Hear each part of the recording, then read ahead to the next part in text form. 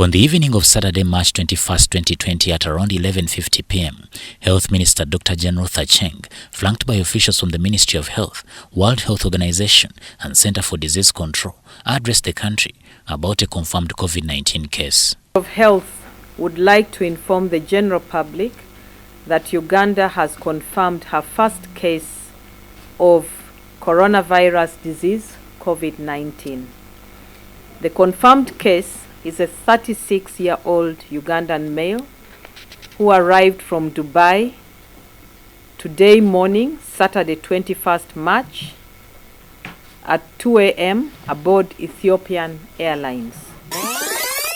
But before this announcement, there was a team of dedicated staff at the airport, Entebbe Grade B Hospital and Uganda Virus Research Institute who played a commendable job in detecting this case.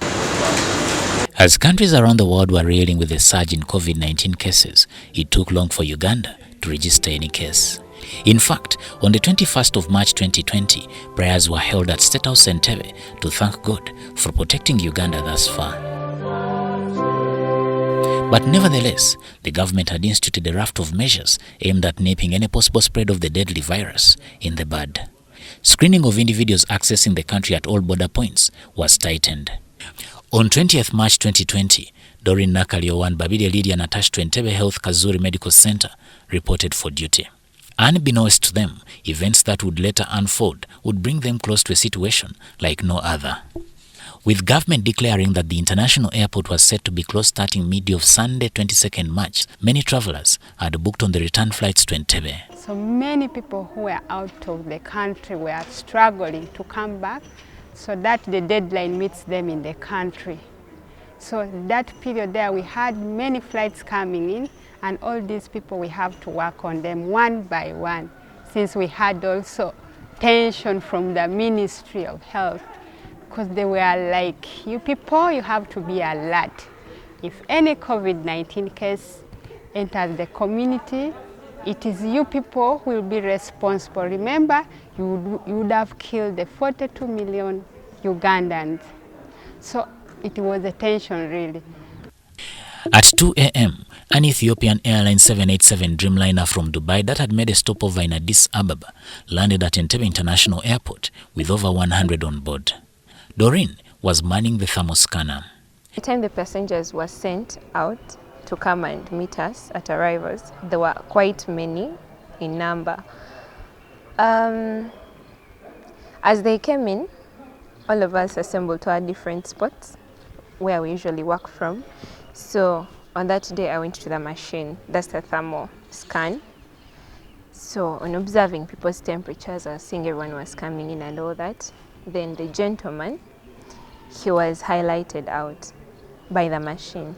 So looking at him, I called him out of the crowd, and then I told him to have a seat somewhere, separate from all the others. I myself, I was worried, but I had to do my work. So I approached him and I took the temperature as I took you through and all that. But the temperature kept in red, that is 38 and above, to keep higher and higher and higher. So that created a higher alarm. Her supervisor, Babide Lydian, also examined the traveler. Alarmed by the temperature levels, she decided to give it time. Then later he himself also started now becoming nervous. He was like, Musao, what is the problem? Am I sick? I was like, no, I can't tell you, confirm that you are sick. After repeat tests, she made a call to her boss, Dr. James Seyul. Then after like again 20 minutes to 30, I went back with the thermal gun. My dear, checking it, went again to red. But as we were doing that, I called Dr. James Seyul. I alerted him about this passenger. So we have a gentleman here, his temperature is high. It's fluctuating between 38 and 37.9, 38, 38.5. I said, okay. So just like any other highly infectious disease, I said, let's observe him. Yes, I put him aside. We have a small isolation observation, actually, corner where we observe any suspicious highly infectious disease. At 10 a.m., Dr. Yu refers the case to Entebbe Grade B Hospital. I came to review him, and I found the guy was still having a fever. And that was actually the fourth time we were checking his temperature.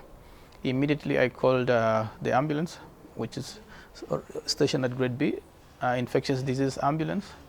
That came within minutes, and I talked to him, counseled him as usual, said, we are just being, suspicious, and this kind of fever is not normal.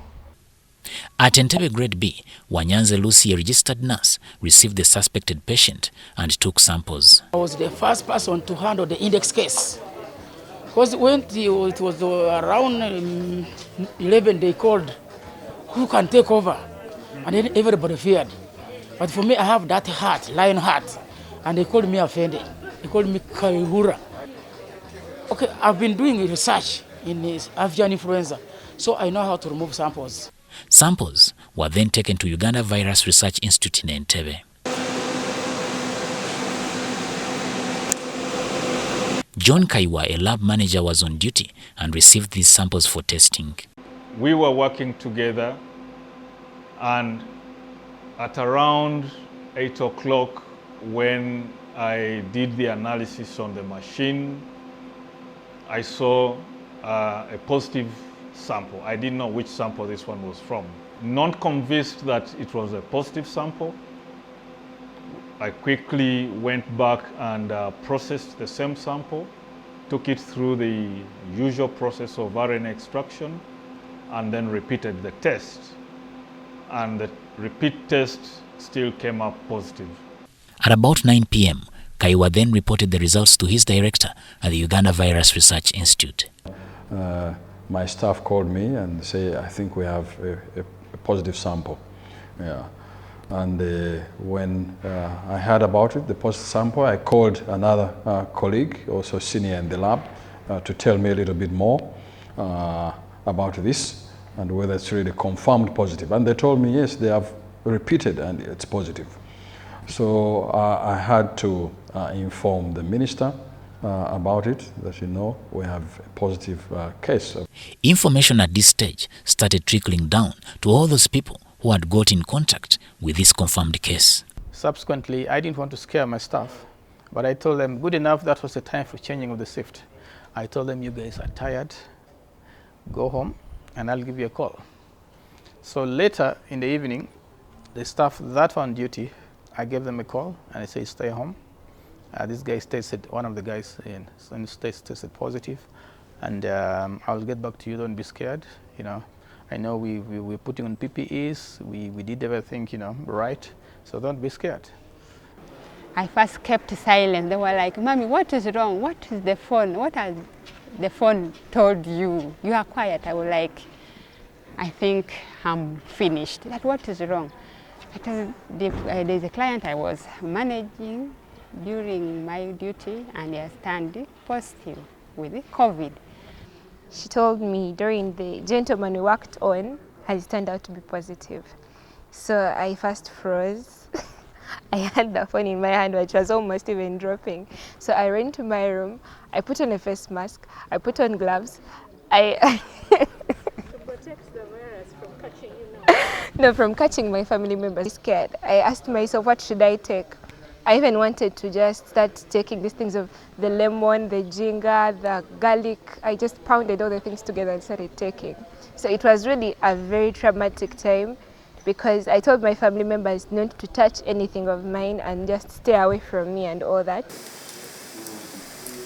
Today, the country marks 1 year since the index case was detected, and a lot has changed in the management of the pandemic. 40,671 cumulative cases have been reported, with 334 deaths, and 17,543 have so far been vaccinated against the virus. Samuel Ssenono, UBC News.